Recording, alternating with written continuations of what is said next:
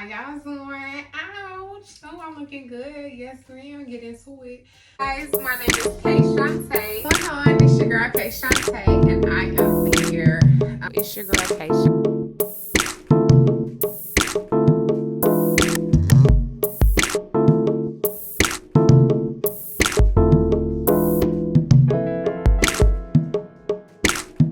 But yes, I am back with another review. You already know what time it is. I don't even have to say it. I'm back with Power Ghost Season 3, Episode 1. Let's get into it. Let's review it. Let's talk about it. I got so much to talk about. So let's go. Starting with Season 2 recap for those of you that need it. You got the course correct in the drug dealing that's going on the Stansfield campus. It gets blown up, and Tyreek and Brayden end up going to court. Brayden ends up taking the blame, which is the white guy. Brayden ends up taking the blame for the course correct drug dealing that's on Stanfield. Tyreek is cleared of his innocence. Okay, so that's going on in Season 2. You also have Zeke finding out that Monet is his biological mother by Diana, blowing that spot up. And if you remember, Zeke is also killed in Season 2 by Lorenzo by mistake. Lorenzo mistaked Zeke for Mecca. So Zeke is killed after finding out Monet and Mecca is his biological parents. Lorenzo ended up finding out about Mecca as well. Mecca is outed as an informant, and he is later killed by Monet.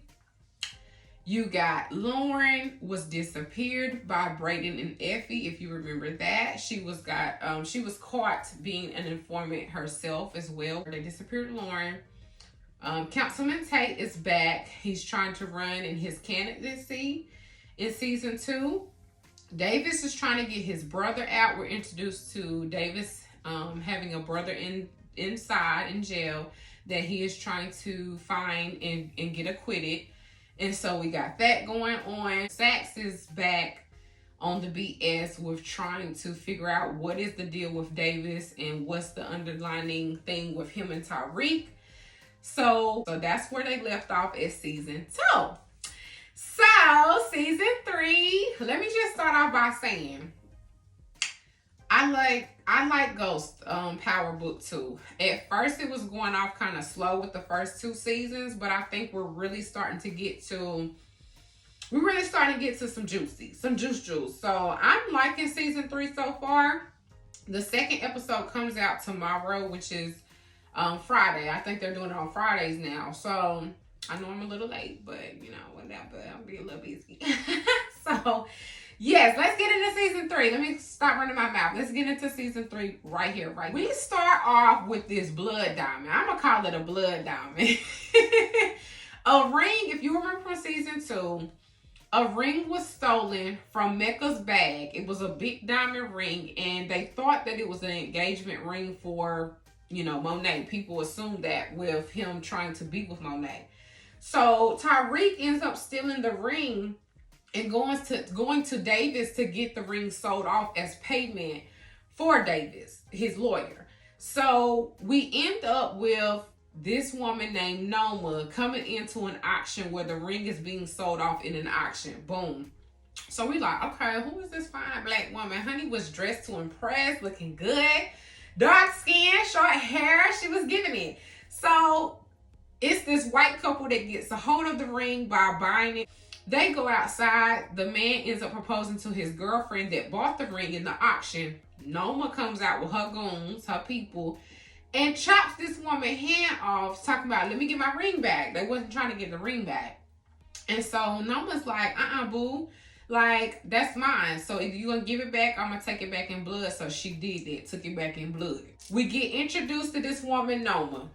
Noma then, as Noma is introduced later on in the scene, or later on in the episode, Noma is introduced as the head of the drug empire that Mecca was running. And so this woman has kind of came into New York looking for like what happened to Mecca, dollar drug business now that has been paused and stopped because somebody has offed Mecca stuff. So she's on a manhunt trying to figure out what's up, what's going on. And then later on in the episode, staying on to the Noma character, she ends up running into Cane, Tariq, and Brayden as Cane and his brother was gifted the loft or the penthouse that Mecca was living in by Monet. Monet was rewarded to some of Mecca's stuff that was left behind as he has passed.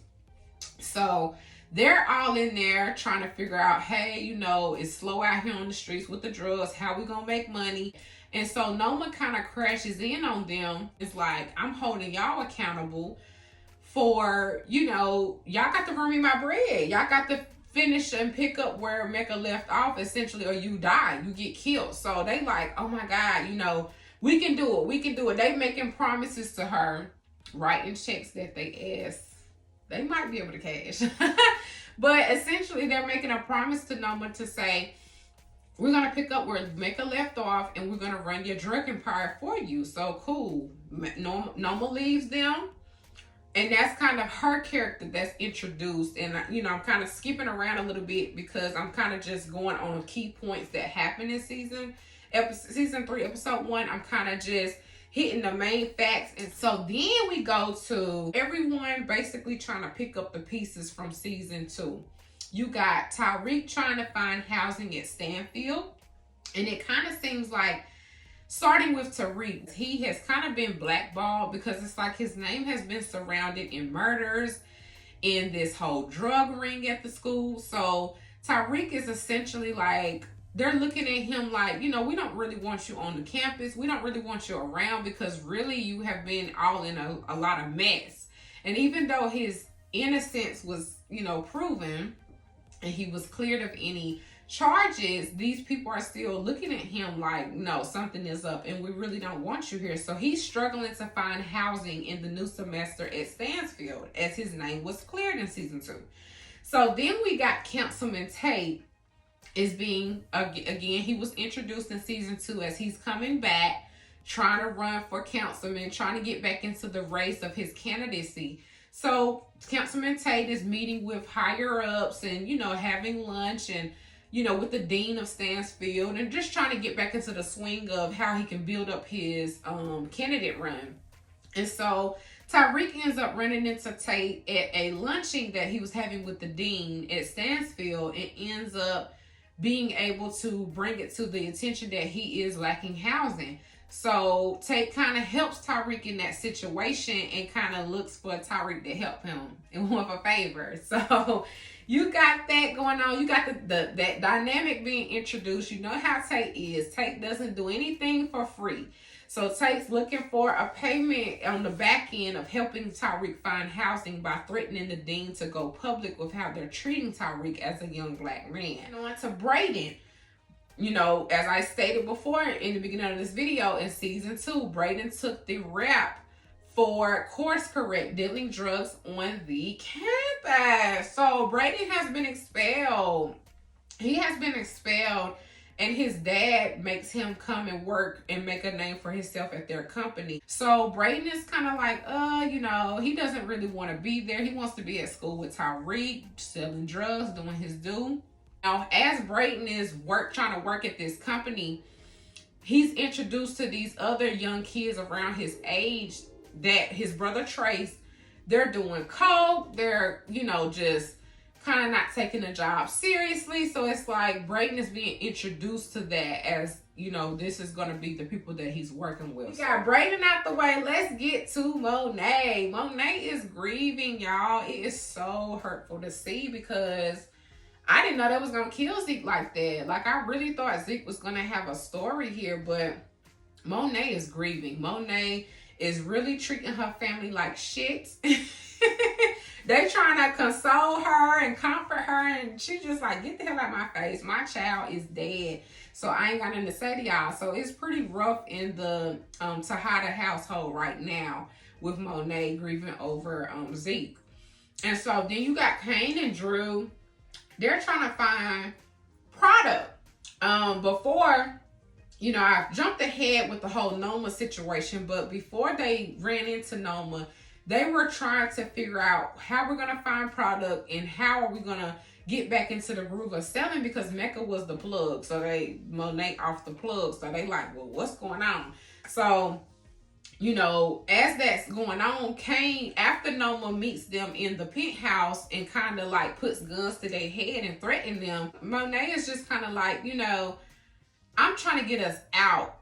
I thought we were going to be out. Like, Zeke was our meal ticket to get out. And, Mecca was going to be the meal ticket as well. But it's like things didn't work out as planned. So it's kind of like Monet's just like, no, I don't want to get back roped up with another plug and get back into this dangerous life. So, and Lorenzo ain't feeling it because he gives me the vibe. He wants to be in control. So he's not feeling that situation like, like, no, I'm not answering to another woman. Diana ends up getting her wish and going to Stansfield. Lorenzo okays it for her to go to Stansfield. Monet is not dealing with Diane at all. Like, she just got a cold shoulder to her because she kind of blew up the spot. So Diana's in the closed space to where it's just like, her mother's not speaking to her. They don't, they're not getting along because of what she did in season 2. So boom, we got the Tejada family out the way. Let's get to Davis. Fine ass Davis. Davis is still trying to get his brother out. And now, Redman, which that's not his name, but his brother, which is played by Redman, which is Method Man's real brother, Davis's brother, in jail in season 2. It was let out that he was dying from some type of disease. He's got something going on. I think it's dealing with hepatitis or something. And so Davis is meeting up with some guy off the street that he's been trying to get in contact with, saying that, hey, can you help my brother with a cure? Can we try to get him better? I don't want to give up on my brother. Davis is just like, look, I want my brother out and I want him healthy. So he's trying to gun for his brother and work with that. Now, Saxe was assigned to looking into his brother's case to get all of the ball rolling. So we'll see what that happens. So boom, moving to Saxe. Speaking of Saxe, Saxe and Jenny are trying to find justice for Lauren. Lauren was disappeared, honey. So Lauren was disappeared. And so Saxe and Jenny are kind of trying to investigate behind the scenes, behind Davis's back. Saxe is working with Jenny. Jenny and Saxe are sleeping together. They are essentially trying to work together to figure out what's going on between Davis, Tyreek, the Tejada family, and just all of it wrapped up into together of how they're moving. Speaking of all of that in a nutshell, the DEA Blanca from before is coming back around as well to investigate Tyreek. If you remember season 2, when Mecca was killed, Blanca was there investigating the murder. They happened to get the hotel footage and Tyreek is at the damn place minutes before Mecca is murdered and killed. So Tyreek is looking like a killer once again, wrapped up into some mess.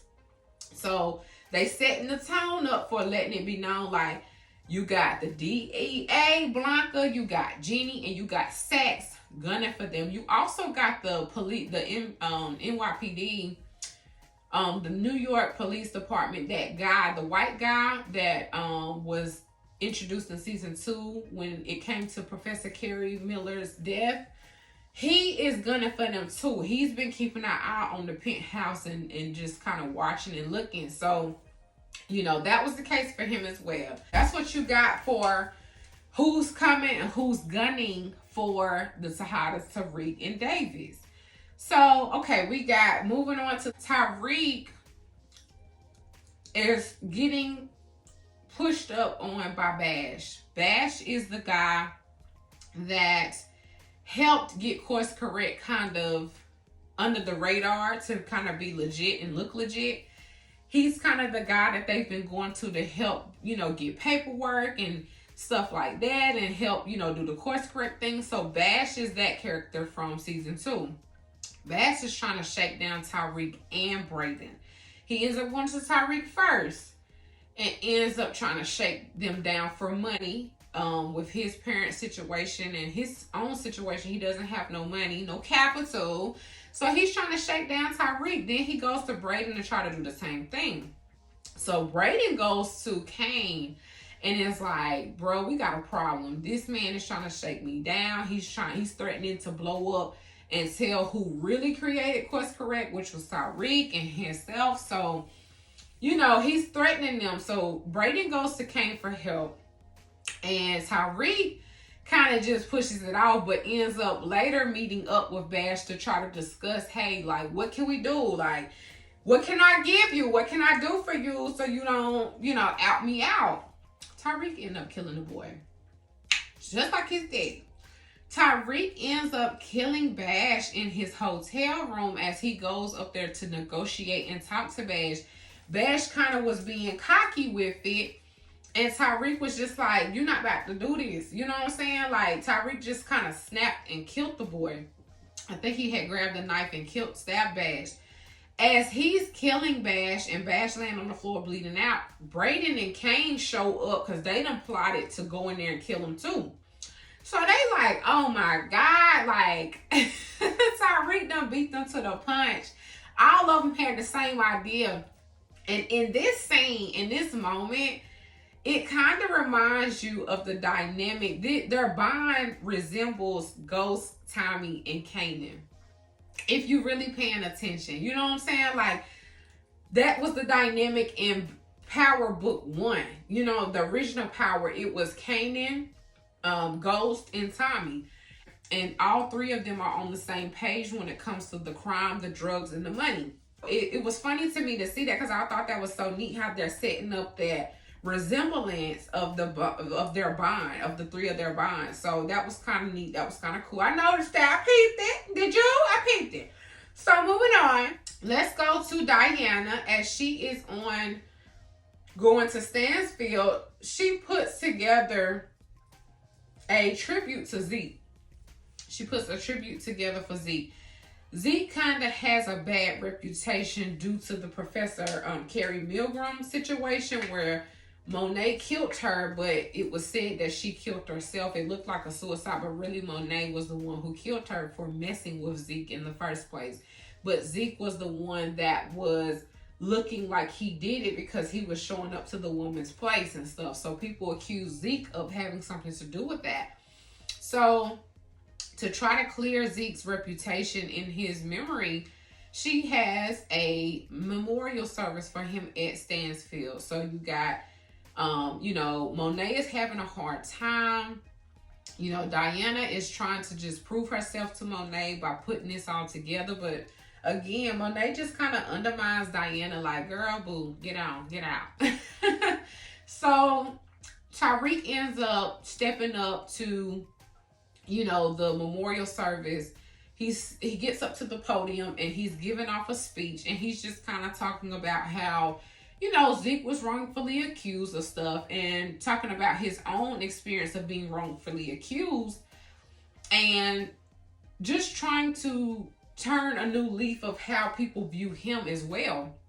Because the conversation came up in a class session where they were like, people perceive you as what they perceive you as, and it's up to you to change the narrative. So Tariq is kind of on this journey where he wants to change the narrative of what people have been saying about him. Like, he don't want people to feel like, I'm this killer, I'm this drug dealer guy, and he can't afford to get kicked out of Stansfield or, be playing essentially because his trust fund is set up to where he has to go to school and complete that to get his trust fund.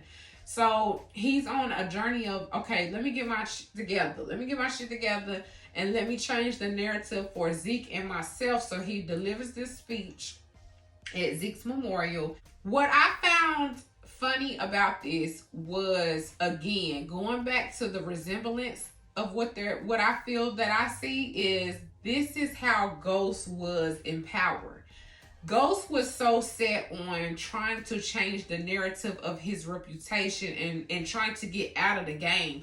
Now, Tariq's not trying to get out of the game, but he's just like his father. Like, it's nothing like he doesn't want to admit it, and he doesn't like when people say it, but he is his father. Like, he's starting to dress differently and change the way he dressed and change the way he talk and how he's presenting himself to these white folks.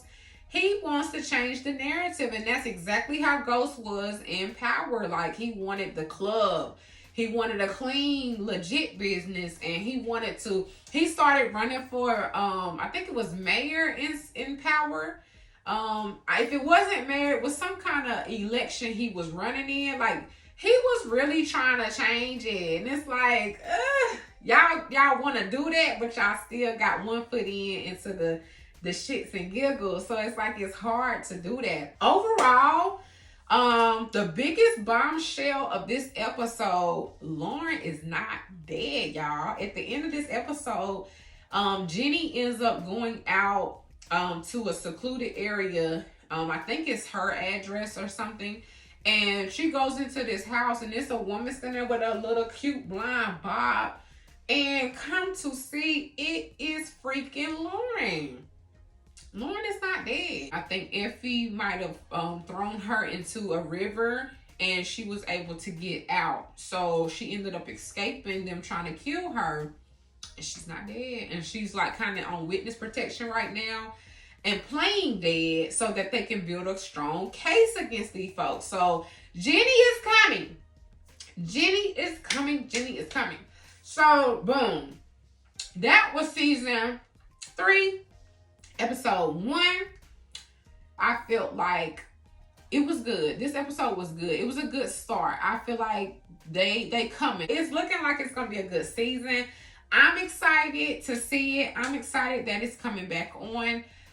So yes, it's looking like it's gonna be bringing the heat this time. So check me out, like, comment, and subscribe for your girl. And I will see you later. Bye.